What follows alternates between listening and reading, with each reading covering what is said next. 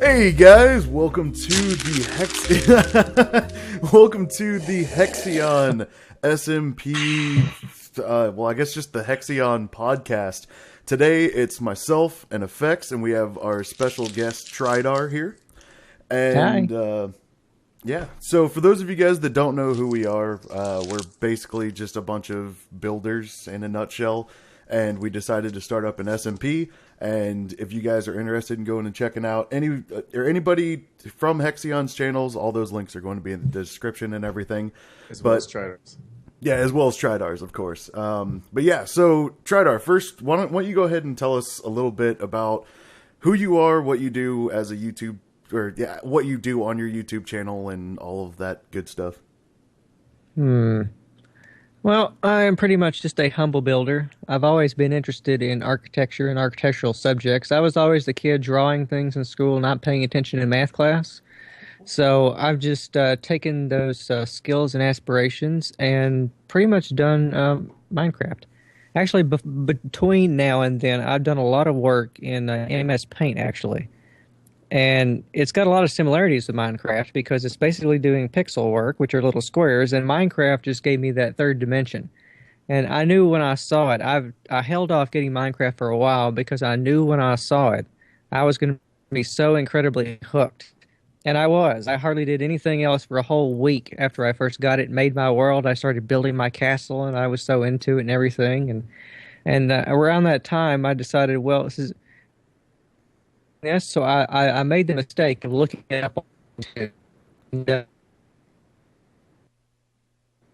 11 million videos pop up on Minecraft, and I click on some of them. And one of the first videos I was like, I found videos from, what was his name? I've forgotten half of them, but some of them were for people like BOO and all that when he was still doing his building series. And I thought it was amazing. I'm like, I'm going to make some of these myself because I wanted to share my work, but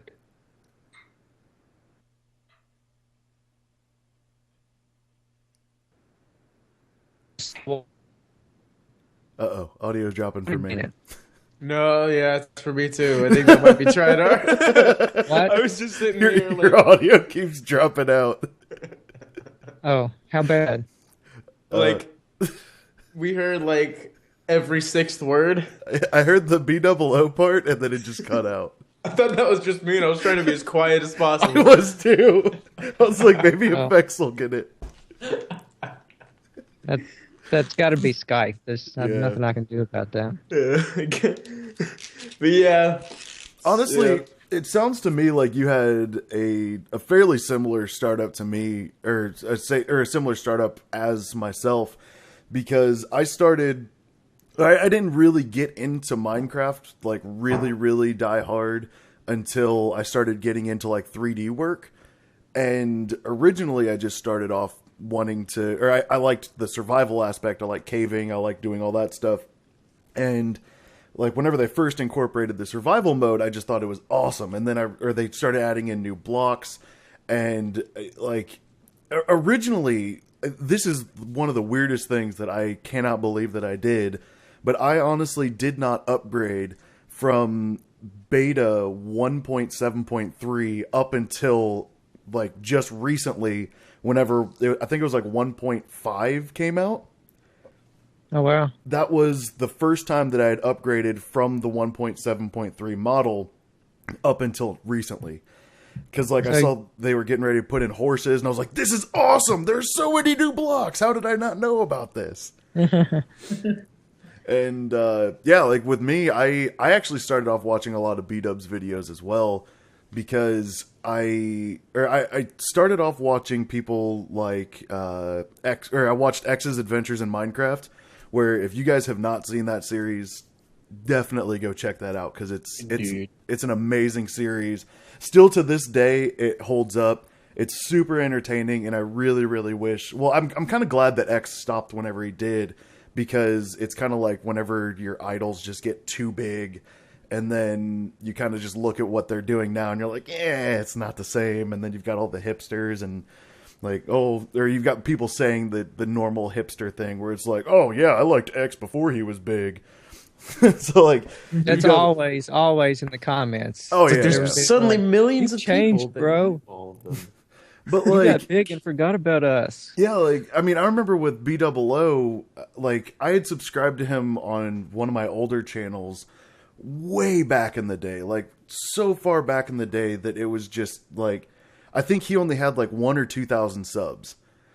And I remember watching him and Good playing some maps, like, a little while later, and I was like, yeah, these guys are probably going to go somewhere. I didn't expect they were going to get as large as they did. Like, B-Dub's hitting 1 million Yeah, me subs either. now. Like, that's crazy. That completely just blows me out of the water, because it's really, really bizarre, especially with YouTube, how, I mean, Minecraft is a game where essentially the whole premise of the game is you take blocks and you place blocks. And you try to build things, and like everybody has their own interpretation for how things are created beautifully. Oh, But yes. so few people are actually into that. And whenever you hop onto like a server or something and you just start building, if you're a builder that's like, I guess, above average, and you're not just building like a square box made of stone with a 45-degree roof or whatever, people look at it and they're blown out of the water. And like, I know with all of us, we're all builders, and we all, like, what we do in a nutshell is we build. But like, the biggest thing that I always kind of think about is why so many people are kind of turned off by building, like, especially in the YouTube world, like I said, because if you look at people like BOO and people like that, like, the biggest, I guess, tutorials out there are like BOO's Dirt Hut, and there's some guy from Xbox 360 that always posts. Everybody built a dirt hut. You can separate it out into categories, though.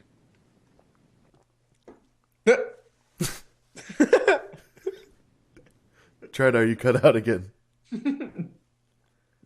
Oh no! I think we might have lost him.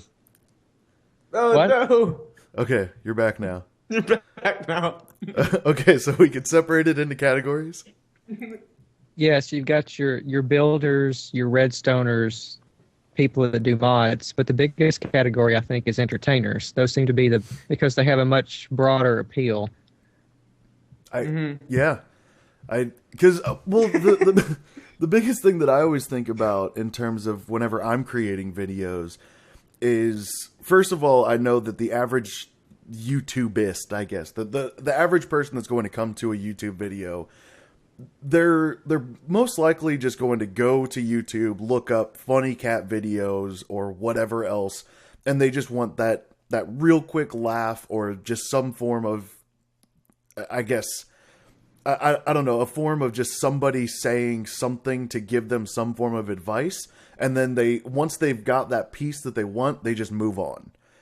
So like, I always think of it in terms of, like, with tutorials, I try to make it so I almost break it out into really, really small segments. So I've got the foundation, then I've got the roof, usually, because the roof is something that people always trip up on. Then I do detailing, then interior, and then I'll hit landscape if it's going to be like a full plot for something. But like, I always tried to make it so people can almost just jump to certain time frames in my videos where I'm going to be going over a very, very specific element. Like, do you guys do anything like that? I go ahead, E. No, I didn't know what I was gonna say there. What do you mean? Like, even with my building with string videos, not the Talkie Tuesday stuff, but with my normal building with string videos, I always try to show, or I almost kind of try to timestamp it based on how much productivity I'm making in that video. So like, or whenever it's going to be an edited video, I'll make it so usually the first 5 to 7 minutes are going to be some kind of me getting started. It might be like me gathering materials, or discussing what I'm getting ready to do, or even starting what it is I'm actually going to do. And then from that point, I go to the body of it, where I'm actually like really working on the main thing. I'm kind of walking people through the steps of what I'm working on. And then I'll have the closing where I'm wrapping up that one aspect for what I'm doing for that day. And I just do that because since it's a Let's Play, or since what I normally do are Let's Plays, I like to make it so whenever people come to watch the video, they've got the intro, the outro, and the body. Right. And like I try to separate it almost in timestamps, like I said, where I'll do like 5 to 10 minutes or 5 to 7 minutes of intro. Then I've got the body that'll be whatever. And then I've got the outro that will be whatever again. And I always try to make them usually like 5 to 7, then probably about 10, and then about 10 again if I'm going to do like 3 main cuts. Right. When I'm making videos like with Let's Plays, it kind of depends on what I'm building or if I'm even building, because there have been times where I've done talkie episodes and you're just kind of talking as you build the thing. But generally, as builders, we build bigger. Yeah. Even in survival. And so at that point, it's kind of like what you said. You're going to open up. You're going to say what you're doing. You're going to say, these are the materials I need, or these are the materials that I'm going to use. Then you're going to jump cut into the next clip. You're going to show, this is what I've done so far. Do that a couple times. And then you say, this is what we have. And if it needs working on the next episode, that's what's going to happen. Or you're going to end the episode there. And so that's kind of how it goes for at least me. And then there's people like Trydar who do a complete, this is what I have done in the past week, 2 weeks, 5 weeks. Look at the amazing. I do that, but I also like to, while I'm doing it, talk about how you can use bits and pieces of things you already know how to build to recombine them into new structures. Like, you only need to know how to build a certain number of columns before you've got all of them, but what do you do with them?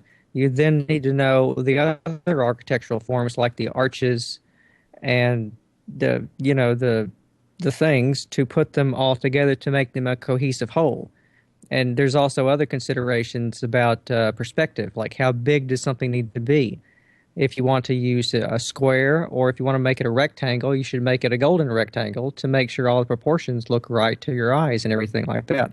The biggest offender I've found with this are people that like to build Greek temples. Yeah. The roof is almost always wrong because it's out of proportion to the columns and it doesn't take into consideration the golden rectangle. Yeah.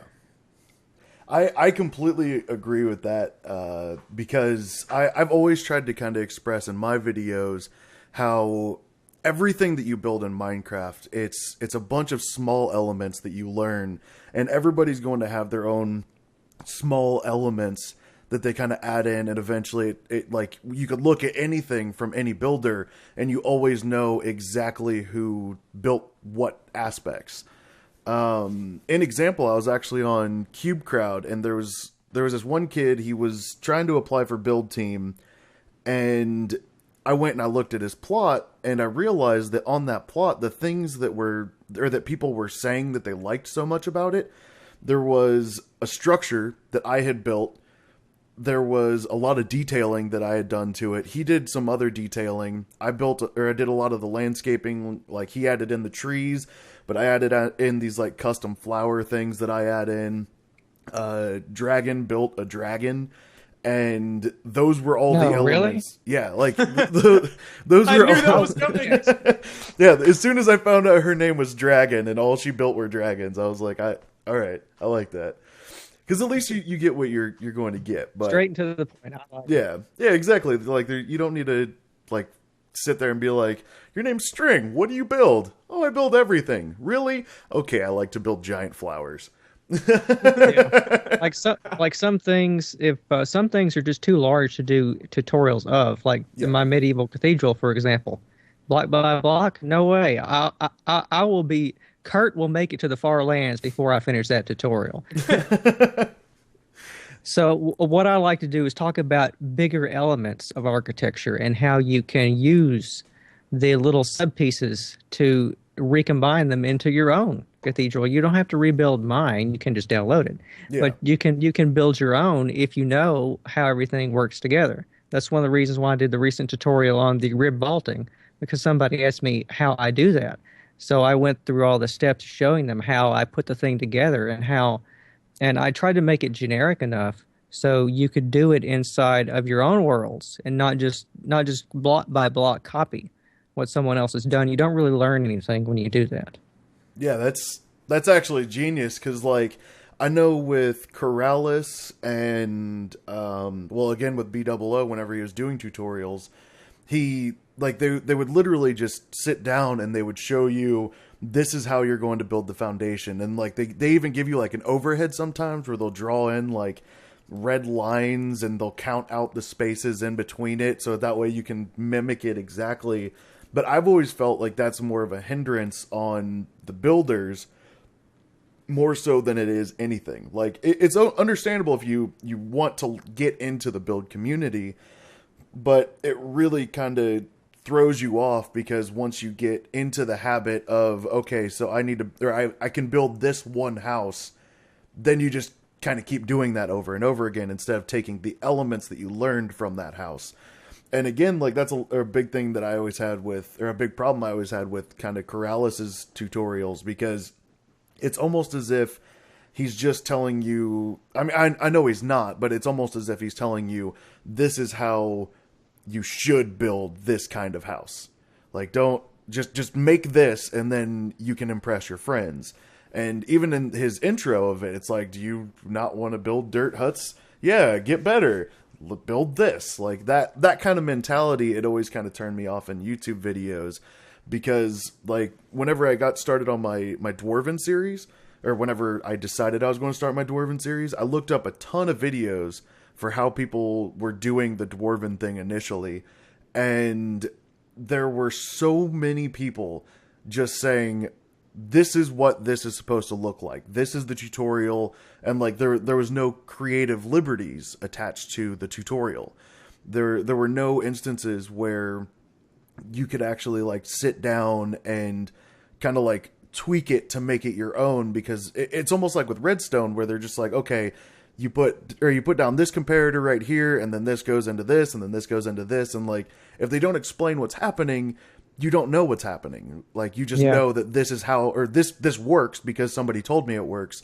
They don't actually know why it works or how it got to that point. Hey guys, this is Corrales here. Today we're going to be building a modern house. Inspiration, inspiration, inspiration. Yeah, and I mean it's not.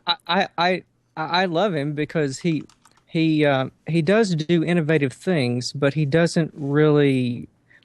I don't think he gives his viewers, at least not me when I watch his videos, I don't get a sense of how to, what the thought process is behind it, so I can make informed changes to it and not just copy his design. Yeah, exactly.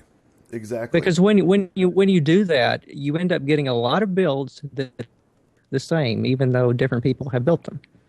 The way that I actually learned, like a large majority of what it is that I learned, because I started off the same way as you. I started off doing a lot of like castles and cathedrals and whatnot. Well, mainly because that's pretty much all you could do in earlier Minecraft. Well, because if you wanted to build, you had to build huge because you didn't have like stairs and stuff like that. But love stairs. What? I was just saying I love stairs. Best block ever. Oh yeah. Well, for me, I think half slabs, like not an overdone portion where the building looks like a cactus, but like just half slabs. No, wouldn't want that. Oh, that's so bad. And yeah, we can get to something else about that a little bit later. But yeah, I completely agree, because like I've been having a really hard time trying to get like tutorials and whatnot going, because I'll try to record it and then I realize that I pretty much just did like a let's play of it. And I want to do, like, I want people to actually understand why the things that I'm doing are working. And originally I had a series called String Theory, where basically I would kind of walk people through the small steps and processes for, or just the small elements that you can do to kind of learn to get into building. And, or instead of trying to teach you, okay, this is how you should build this, use these blocks, use this. Like I started off the String Theory series with, these are color palettes. This is how color palettes work. I mean, granted, I didn't really do the video that well, but I was still kind of saying these are color palettes. These are how color palettes work, and this is how you can build your own. Like start with the primary, secondary, and then the detail, and yeah, and then from there you can kind of start. Or once you get more comfortable with that, you can start to elaborate on it a lot more, and that's more of what I was doing. Best series ever. Go ahead. I had a series similar to that, but I never uploaded it.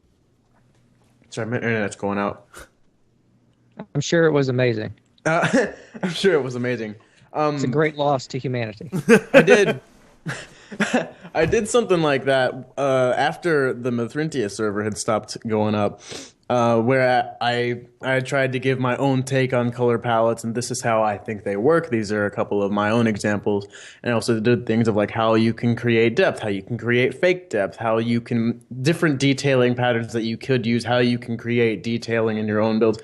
It kind of goes back to what you were saying. You're not telling someone how to build something block by block, because what you and I went over in our series didn't tell anyone how to build something exactly. They had to apply it. Yeah.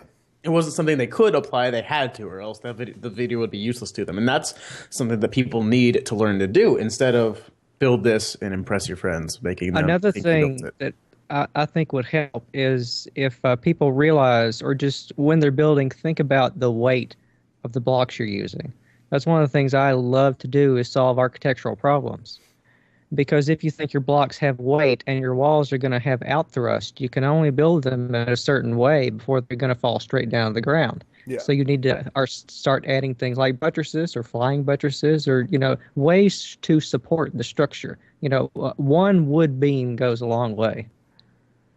Definitely, especially in like Oriental architecture, where the entire structure is supported usually by one pillar or one beam directly in the center. Yeah. Like I mean, in Minecraft, that's something that I think should be added, because, I mean, that you have floating blocks in Minecraft. Yeah. And so that gives players a little too much freedom, I think, to build whatever they want. And they can't think straight, as in, why do these buildings in real life look amazing, and why do mine not look amazing in Minecraft? Because the people in real life were using their thought processes, their logical thought processes to make the building not only make it look good, but also make it look functional. And stand up. Yeah.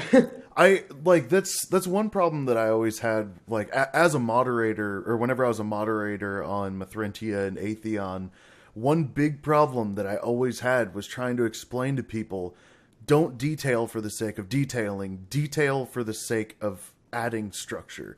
Like, detail or add detail to support the structure. Don't detail just for the sake of just detailing. And like, I know with you, Trydar, you had kind of coined the phrase TNT detailing, and that honestly makes sense for what a lot of people try to do. Because a lot of people kind of they took things from what essentially base legacy would do. Because the way that I've always kind of looked at Mithrintia as a build team and as the name is, it's basically, with Rap, he is all about structure. Like he's not exactly the greatest detailer, he's not the greatest organics guy, but he has an amazing eye for what looks good. And he also has this sense this astounding sense of foundation and an astounding sense of structure. And with Base Legacy, he has this really bizarre ability to be able to take detail and turn it into structure. And whenever you combine those two, it made it so you had this really, really powerful, almost overwhelming sense of building that kind of just exploded all throughout all of Minecraft, or the creative world. And like, I think that it's because of those two largely as to why people like Fire UK or people would look at those builds and just go, that's crap, because it's not as highly detailed. But there is it's about resolution. Yeah. But what people don't seem to realize is that Minecraft, the basic unit is the block. Yeah. And when you're doing too much detailing, you are not playing to the game's strength. Yes. What you're doing is adding detailing for detailing's sake. The reason I called it TNT decorating or detailing is because it looks like they took a perfectly good building, encrusted it with stairs and half slabs to the point where it looks like they took a good building, blew it up, and said that was awesome. No. And it makes a cactus. Yeah. It really does. Yeah. Like because it gets all because pointy. you use so much detailing that it's no longer detailing. Yeah, exactly. You don't know. You need to know where to put the detailing in your building. Like if you're building a Greek temple, you do not put all the detailing on the columns. You put them on the capitals. Mm-hmm. Exactly. And like the thing that I was going to get to is like whenever you learn to detail that way, or the way that like Mithrantia Rap and Base Legacy would do it, there's a huge caveat to that, and that's that up close, the things usually look outstanding, or sometimes from really far away it looks amazing. But then as soon as you get up close, it looks horrible, or as soon as you get far away, it looks horrible. And that's why I've always really kind of been drawn towards Gazimo over Mithrantia, because with Gazimo, they build these structures that no matter where you're looking at it, it almost always looks amazing. Yeah, points of view. Also, shaders. Shaders can make a dirt hut look interesting too. And people use those for maximal effect on the over decorated buildings. Yeah. It's one of the reasons I think they were so eye popping, because one people don't realize is that is not the Minecraft lighting engine. That is a mod, or it's been 3D rendered. It doesn't look that way. Mm-hmm. That's always been the thing. The funny thing about that is that in the media industry, we have this funny little thing that honestly the people from Call of Duty and the people from Minecraft both came across this accidentally, and they don't know why it happens. But the little secret to professional versus not professional, lens flares. In art, anytime that you want something to look amazing, you add lens flares. I totally know what that is. Yeah, I made entire stars out of lens flares, so I know exactly what those are. Yeah, with lens flares, it's the light glimmering off of the whenever you turn on shaders, the sun itself turns into a giant, like, moody lens flare.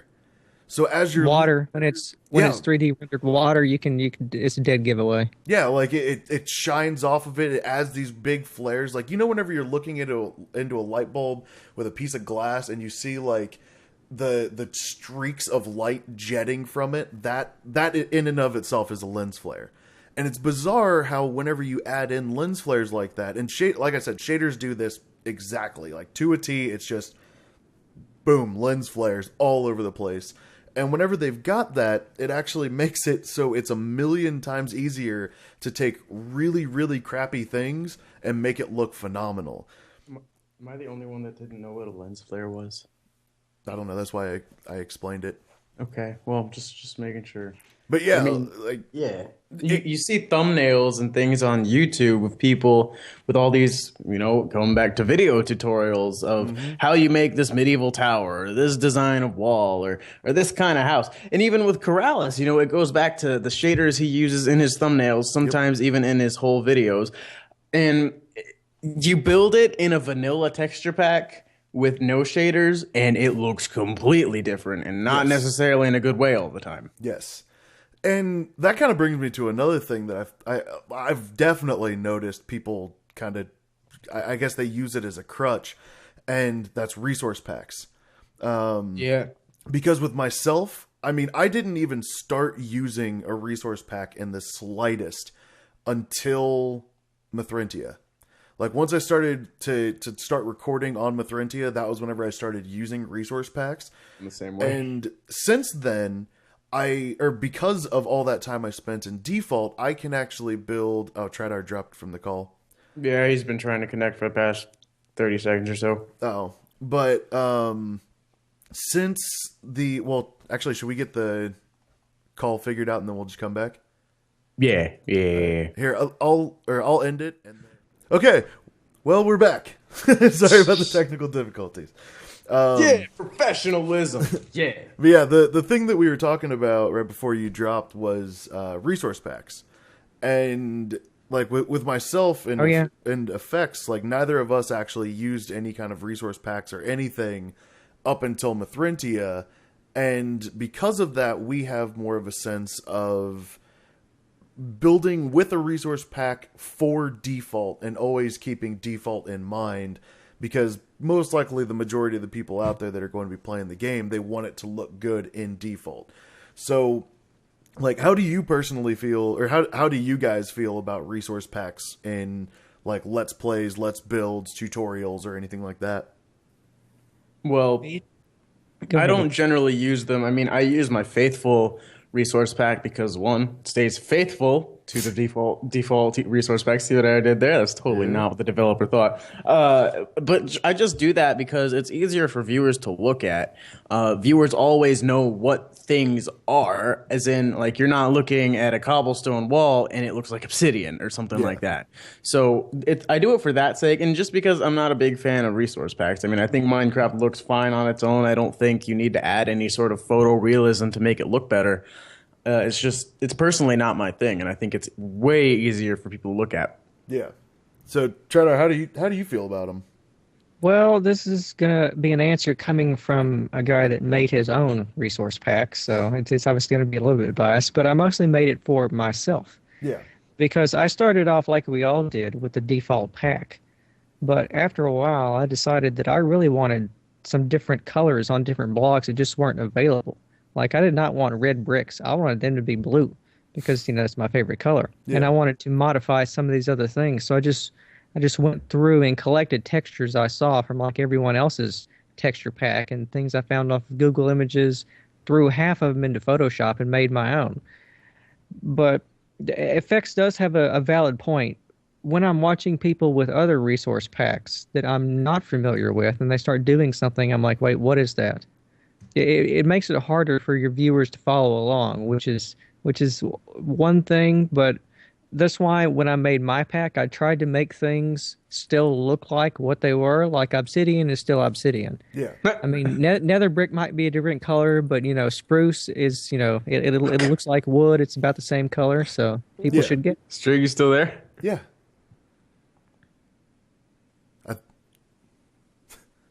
Yes. Effects, can you hear us?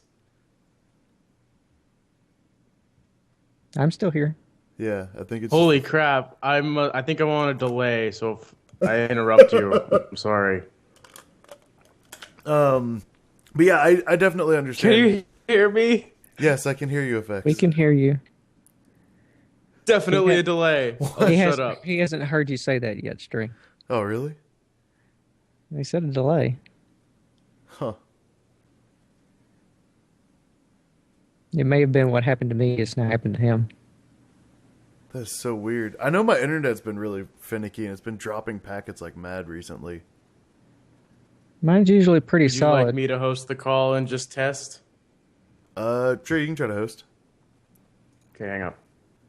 Okay. We got two. All right, see, but now you sound all weird. You're all fuzzy. So do you, but you're getting better. Just wait for it. You're a little bit more distant. Yeah. I'll be fine.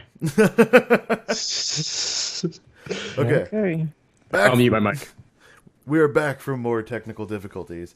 But yeah, I did pretty much the exact same thing as you, Trydar. Like, I started off with default.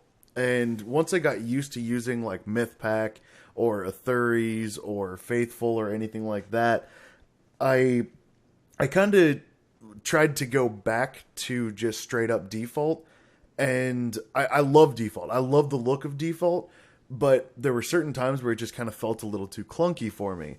So for me, like in both my Faithful resource pack and I now have an Athuries like Let's Play edit, I always tried to keep it so at least the items are always going to be default. Like, it doesn't matter what it is. Like, I did that for a while. I can pick up like any weapon or anything, and it's always going to be default. All I'm thinking about, there's that when resource packs going from default to something higher res, do you find that buildings feel bigger?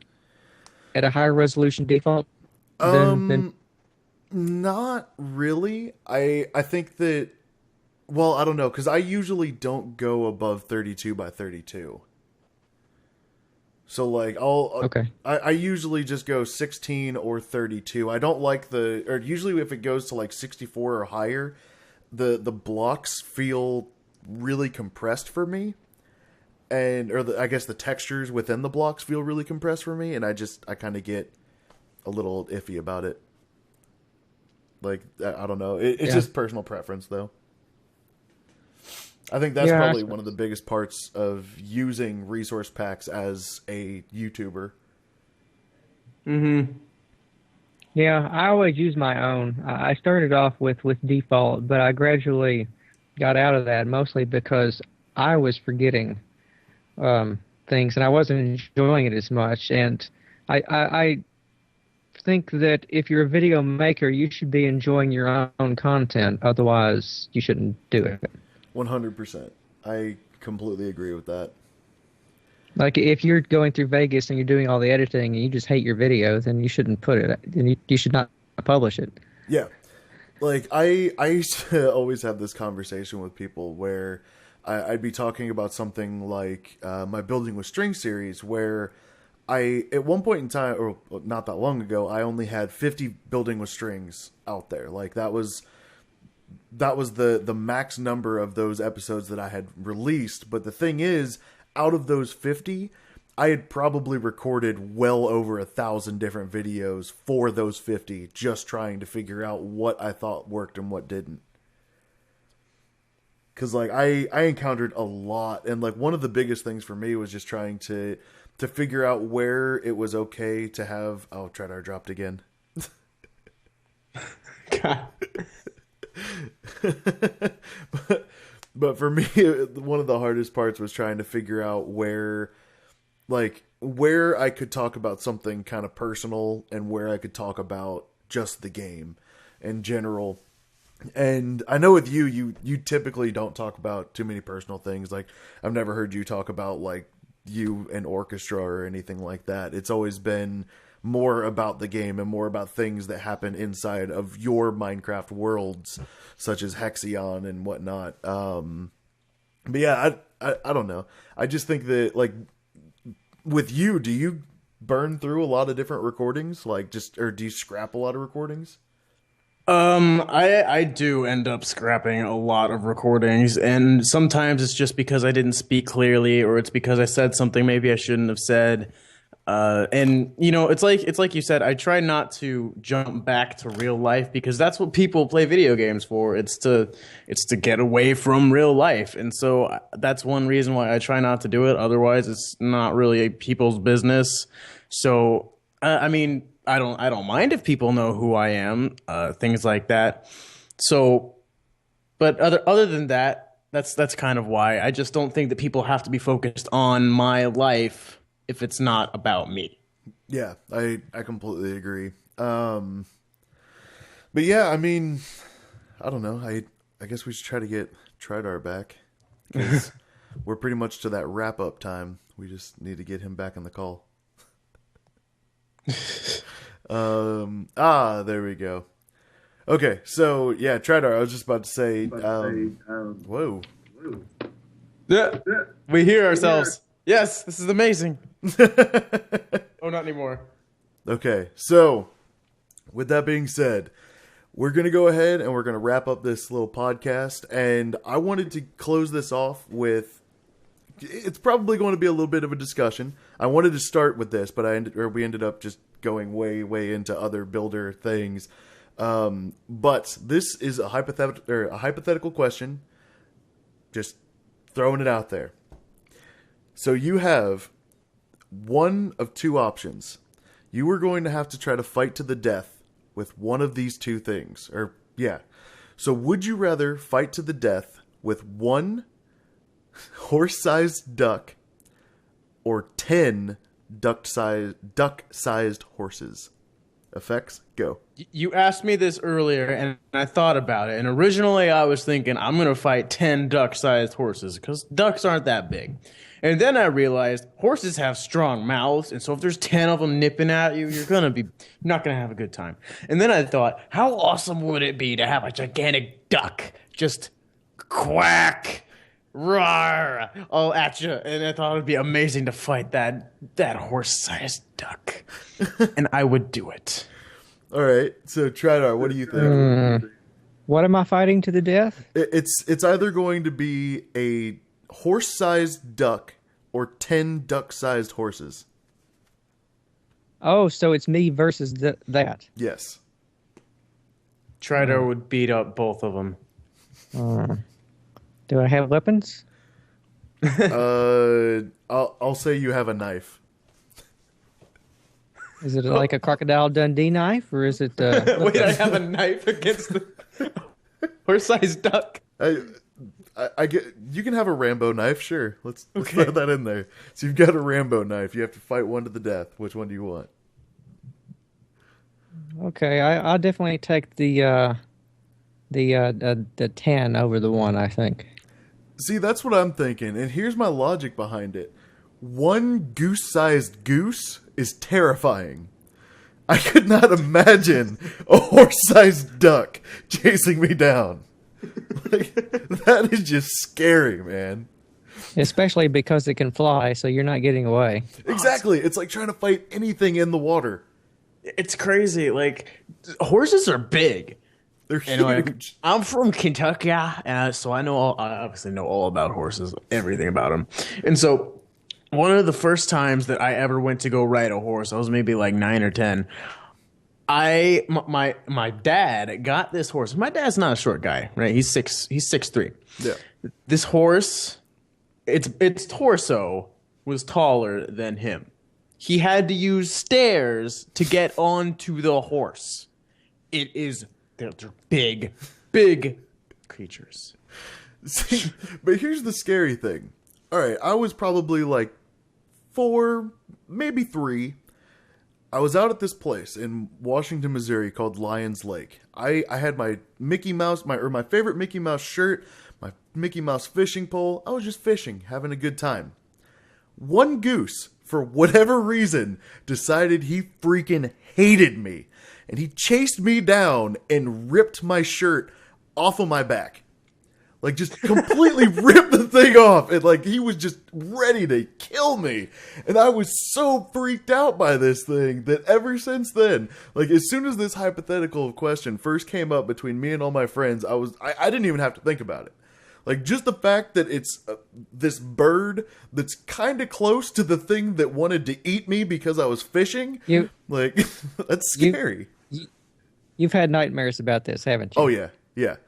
Like, geese, swans, not so much ducks. I've never been like, oh, man, that duck's going to destroy me. But my way of thinking is that nobody ever beat the Ender Dragon with a stone shovel. You couldn't beat the Ender Dragon, period. Sorry. I didn't say I couldn't. I just, hypothetical people that aren't me. Challenge accepted. I'm doing it. Whenever that time rolls around, doing it. Stone shovel, no armor. There better be a video. There will be. I'm unsubbing if you don't make a video about that. New challenge. As opposed to the Wither challenge, you got to defeat the Ender Dragon with nothing but a shovel. Dude, Steph Stone shovel. Steph wants to make he wants to take this final blow on the Ender Dragon with a bed. Well, thing is, you couldn't do it with just a shovel because then explode in the end? Yeah, that's the thing. Thing is, you couldn't get up to the little towers because you don't have a bow to shoot them with, and you don't have blocks to get up there with, so it's impossible. Boom. So you failed the challenge. Shut up. Bring in a Can I snow have blocks? golem. Bring in a Well, snow you said I could only have a shovel, as in no food, no golem. This is not my fault that you don't know how to. Thanks for watching the use your Hexion shovel. Podcast. Hope you enjoyed all our technical difficulties, and we will see you next time. Bye-bye. Bye. Oh, was that the end? Wait, was that really the end? Yes. Oh, okay. Well, we killed the Ender Dragon with the stone shovel. Yeah. It's, roll the credits. All right, so I guess that's the end of this. So we'll see you guys next time. Sorry, we'll try to fix all the technical difficulties for next time. So yeah, all right, bye. Bye.